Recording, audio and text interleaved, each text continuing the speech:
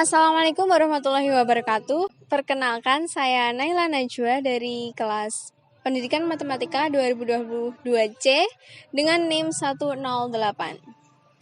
Kali ini saya ingin berbagi sedikit pengetahuan mengenai sejarah bahasa Indonesia yang menjadi keunggulan suatu bangsa.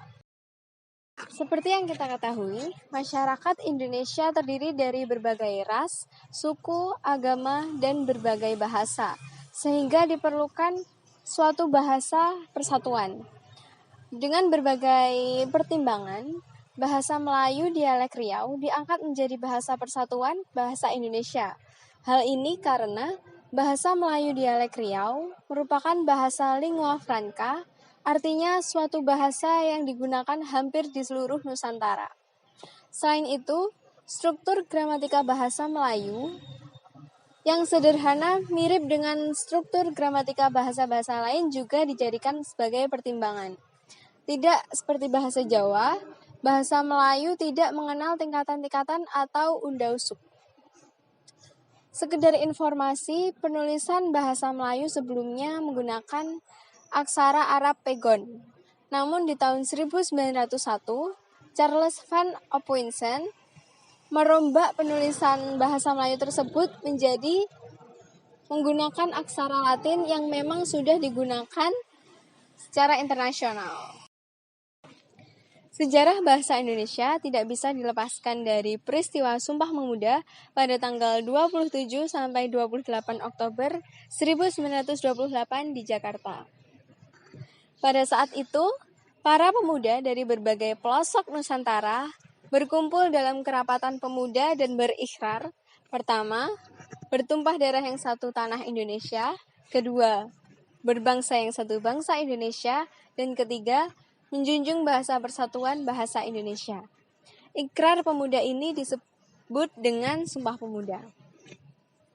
Unsur ketiga dalam Sumpah Pemuda merupakan pernyataan tekad bahwa bahasa Indonesia merupakan bahasa persatuan Indonesia.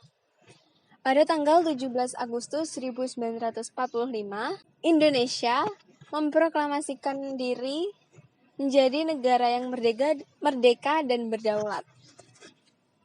Dan tepat sehari setelahnya, tanggal 18 Agustus 1945, dibentuk Undang-Undang Dasar Negara Republik Indonesia tahun 1945, di mana pada bab 15 pasal 36 disebutkan bahwa bahasa negara adalah bahasa Indonesia. Sejak itulah bahasa Indonesia secara yuridis resmi menjadi bahasa Negara Kesatuan Republik Indonesia. Pasca kemerdekaan Republik Indonesia, perencanaan bahasa dalam mempertahankan eksistensi bahasa Indonesia semakin banyak dilakukan. Bahasa ini menyatukan 17.000 pulau, 350 suku, dan 750 bahasa daerah.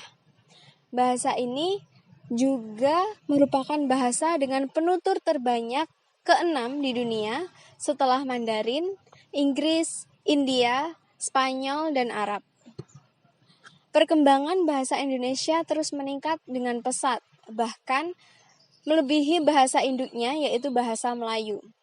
Bahkan di tingkat internasional, bahasa Indonesia merupakan bahasa terbesar di Asia Tenggara dan penyebarannya mencakup 47 negara di seluruh dunia. Senada dengan itu, bahasa Indonesia menyerap banyak istilah kosakata dari bahasa daerah yang ada di Indonesia seperti Jawa, Madura, Banjar, Papua, dan daerah lainnya.